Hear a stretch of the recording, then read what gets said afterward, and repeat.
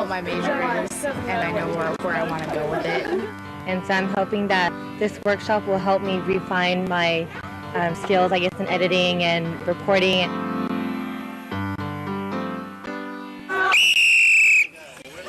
It is Kim. So everybody have name tags and everybody sign up. APTRA for 20 years has had a tradition of giving young aspiring broadcasters experience in interacting with professionals through seminars. It seemed like the logical extension to develop a hands-on workshop where they could actually go through the process step by step, tutored by mentors, professionals in broadcasting, on how to do a story. We're pretending like we're the reporters and we're reporting on a fire that's supposedly spread throughout the canyon here. We do this by creating a fake wildfire story. And to give it a sense of reality, we actually are using file video of an actual fire. Actors playing displaced fire victims. I tried to save it with a garden house and the flames kept coming. We've got a real fire PIO coming out to hold mock news conferences. Currently this fire is at 3,000 acres. We have 100 fire engines on scene, 200 more en route. We've set up a fake news operation. This is News 12 Malibu. Okay? This isn't a seminar, it's the anti-seminar. At the end of your stories, what are you going to say? I'm so-and-so from News 12 Malibu. Our student reporters will be asked to do breaking news live shots. Serious, addressing the camera, 5 seconds. I'm Amy Softman, reporting live from the Santa Monica Mountains. Just minutes ago, fire officials updated reporters on the fight against the Calabasas wildfire, which is still raging out of control at this hour. These Santa Ana winds have died down a bit this afternoon, but the fire's only 20% contained at this hour, and several homes along PCH are being threatened right now. PCH is closed, by the way, so you want to avoid that area if you can. Evacuees from some 30 homes are being sheltered right now at Calabasas High School. If you have any loved ones down there and want to find out about their plight, you might want to call 1-800-EVAC-2. That's 1-800-EVAC-2. But for the rest of this weekend, as the students camp out at the rustic Cottontail Ranch and share meals. Look at this fine delicious cuisine that we've been regaled with all weekend. A strong body leads to a strong mind. There's just one strong goal: creating a single story on tape with each team finding a different way to approach the same story. This is intensive. Now what we're doing is saying, well, is there something else that might be interesting? We know we're keeping it simple. What can we find out about it? That's special to them. That's special, or what's special to our story. I'm amazed at how serious they are. So you start out, you lead with the latest information, and then you go to your package. We have them divided into 8 teams. So they've got to learn to work in a team, which is what you're going to do in real life broadcasting anyway. All those guys are in competition with us, you know, so we want to have the coolest package of any of them. I think it's valuable to look at stand-ups and what they're for. You got to have the video to tell the story. I mean, you can write and we can track you, but if we got nothing to put over it, we're going to be in trouble. So keep that in mind. How many firefighters are on their way?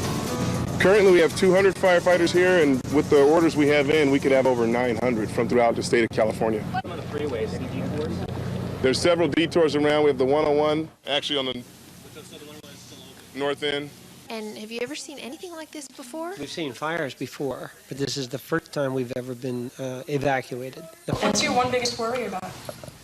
Right now, just to find my husband and make sure he's okay. The fire department won't let me go through. So I've got this house that's in good shape, but my kids are gone. If your family's watching right now, maybe at another place, do you have a message for them that you'd like to send over the air? I hope you're okay. Boom! That gets emotion out of the viewer. I'm gonna have to tell them that we don't have a place to live. And where's your son right now? He's at his grandmother's house. How far is your grandmother's house from the fire? It's in Pasadena. He's there for the weekend. Let them tell the story. Let them finish the sentence. Is there anything in your home that was precious to you that you lost, Jocelyn? My son's baby pictures, my birth certificate, pictures of my parents, all the family heirlooms. Everything is gone. Everything. I have nowhere to go now. I don't know what we're gonna do. She was just... Yeah. Now, she didn't say it, but it said everything just in her movement, in her eyes, didn't get it. That's the story. I thought it was helpful for them to get a piece of what real life victims are all about. You know, a lot of people don't work with victims on a daily basis at all, and when they're in that kind of trauma mode, they really need to experience what that is all about. If you see all these people crying and, you know, they lost their homes, their kids, they can't find their family, you have to be strong and be objective and say you have to present the story. I can't go down and cry with them because it was just hard to approach people that were crying. It was hard to kind of step back and say, well, thank you for the interview. I got to go to the next victim. So it was a good experience. I learned a lot from that. Right now, just past noon, the fire has scorched thousands of acres of dry brush. Firefighters are working side by side with prison inmates right on the side of this hill trying to get this fire under control. And moments ago, a mother with her 2 children ran from the home just in the nick of time. Meanwhile, back here at the evacuation center, emotions continue to be high. We need to wrap up the press conference part. Thank you. Thank you. You're welcome. That was Fire Captain Brian. 3, 2, 1. The Sorry. Okay, 3, 2, 1. The Malibu fires have spread throughout the Calabasas hills, sending many people to evacuation centers such as this. Can I let go? Firefighters are working side by side with prison inmates. 3, 2, 1. It's just... 3, 2, 1. It's just afternoon, and this hill right here has been burned severely. We're right above here is Calabasas High School, where thousands of kids are taking their midst. Okay, one more time. You almost had it. I almost said it. Southern California is notorious for its fires around this time of the year, and Calabasas is the latest victim. As you can see over here, some of the dry foliage, as a result of some of the hot, dry weather, the hot, dry summer that we had this past. Further details on this developing story. We might talk about tactics and our approach. You know, maybe we might want to tell our story, you know, chronologically, you know, minute by minute. You are all probably primarily writers, but you are now in this medium also writers who deal with pictures, and your graphics are among those pictures, and they're very important. And what I tell them to do is take what they think is the 4 or the 5 most important elements of this story, just list them, and then from listing them, we will kind of weed out what's good, what's bad. Destroying homes in its path. $1 million homes in its path? Are they? Is that what was said? That's Do we what know? somebody said right now, but I wouldn't say I'm not sure that we know that because it doesn't come from the firefighter, right? So we have stuff they don't have. Remember, sound is the key. Believe me, I work in radio. I know all about sound. We can't live with my mother. What we did is that we brought live trucks, LA news van live trucks. So they sit in the front while they hold the mic and they track just the same way that you would do it on a breaking news story in Los Angeles or in any major market. Nothing. It's all gone. Everything, all the pictures, every family heirloom. I don't know what we're gonna do. Jocelyn Smith still can't believe it. She and her 7-year-old son lost their home to the raging Calabasas wildfire. I tried to save my house, and it just went up. It just went up so fast. I didn't have time to grab anything. None of my son's pictures, or my birth certificates, or anything. It's all gone. The fire, which began this morning from downed Edison power lines, spread quickly and ruthlessly. Fanned by strong winds, the brush fire, which started in Calabasas, has threatened homes all the way to the ocean. At this time, 3,000 acres have burned, 3 homes have been destroyed, and 30 homes have been evacuated. Although 200 firefighters are battling the out-of-control blaze, more firefighters are on the way. But the dry brush isn't the only thing burning. 2 civilians have been hospitalized with 2nd and 3rd degree burns, and 6 firefighters were treated and released for smoke inhalation. They're back on the front lines fighting the fire today. Los Angeles County Fire Captain Brian Jordan, says the fire is far from being contained and warns residents to stay away from hilly areas. This mid-slope road, you can get very seriously injured here. The fire can burn from the bottom of that hill right there to the top up here in seconds and take everything on the road out with it. Meanwhile, back here at the evacuation center, emotions continue to run high. But that's understandable considering what these people have been through. Just smoke. And my house that I've lived in for 10 years. But for Jocelyn Smith, those 10 years of memories ended today while the fire continues to roar on. Mona Khanna for News 12, Malibu. The firestorm this morning consuming just about everything in its path, threatening devastation of homes, brush, and livestock. Already more than 3,000 acres are blackened. Some people are doing anything to save their homes, but fire officials say that's too dangerous. We stress anyone attempting to save their own home, if you're not trained in firefighting or not wearing the proper equipment, do not try it. You can lose your life. We can rebuild your home. You cannot rebuild your life. A firestorm raced through this canyon, sparing this home. And moments ago, a mother with her 2 children ran from the home just in the nick of time. I lost my house. It's gone. But it was too late for Jocelyn Smith. She lost everything. My son's baby pictures, my birth certificate, pictures of my parents, all the family heirlooms, everything is gone. I tried to save it with a garden hose and the flames kept coming. And I had to run because the flames were everywhere. I couldn't breathe. I have to tell my son now that we don't have a place to live.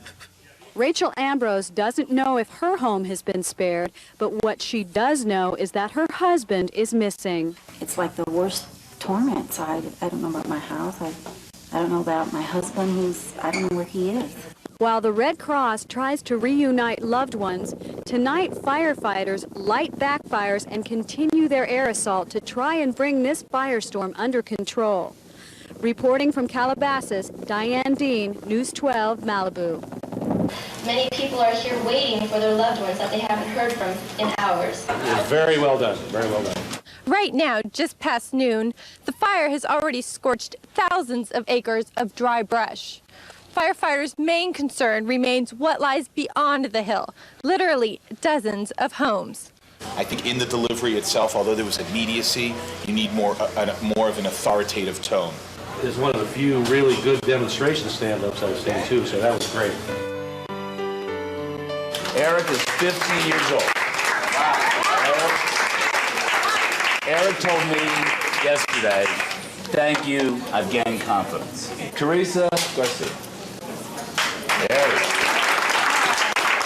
Theoretically, I've had a little bit of experience, so I knew how to put the package together, but actively doing it yourself, for yourself, writing it yourself, we had the luxury of great editors and photogs. I learned a lot. Patricia Friedman. I have done live shots before, but I've never put a package together, and so just to see the end product, I mean, it was just so rewarding. There you go. Thank you. Oh, yeah.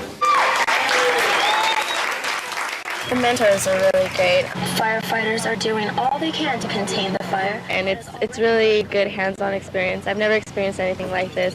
Tara Loftus. I'm still only 17, and I'm kind of immature about a lot of things, but I'm really excited. I've learned so much already.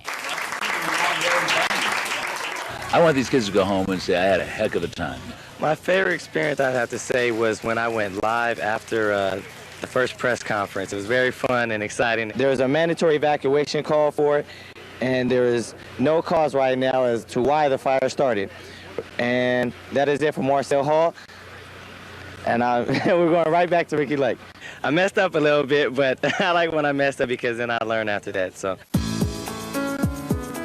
My hope is that I was able to work with them to have them understand how to work in a professional environment, how to understand deadlines, how to understand the need to be accurate, how to understand the process of gathering news and information, distilling it, and then beginning to tell a story. It's already encouraged me to take more editing classes. I learned a lot when it came to writing, producing, editing.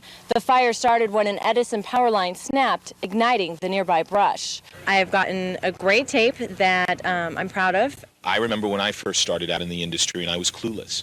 And I really didn't have a mentor. I had to immerse myself and find that mentor as I started to work. Here it really gives you the opportunity to work with people who've been there and done it. It was great because I really got to get critiqued on things and really see my weaknesses. I was amazed at how well we were able to maintain the realism. It felt real because the intensity of the victims acting as well as the PIO, and then seeing the footage. I mean, you look at this tape and you go, well, yeah, I really was there. You get that feeling that, yeah, I was really there at that fire. Can you tell me where you first saw the fire? It was coming up right over that ridge right there. Can you give us your name? My name is Jocelyn Smith.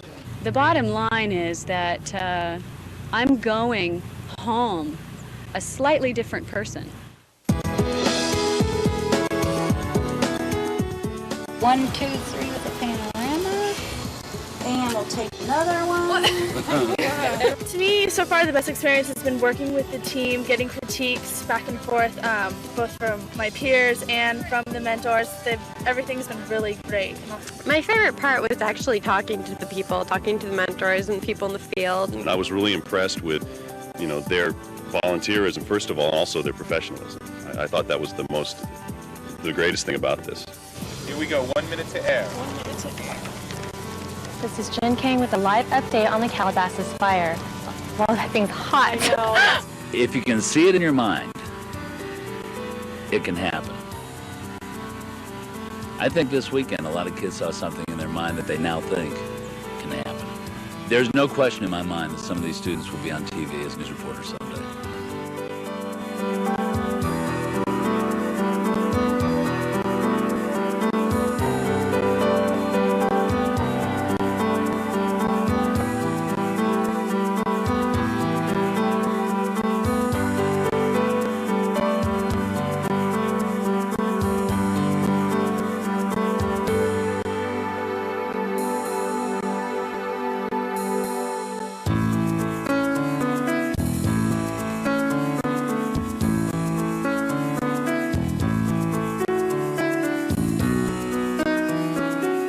Reporting live in the Calabasas Hills, this is Todd Lights for News 12 Malibu. Back to you in the studio.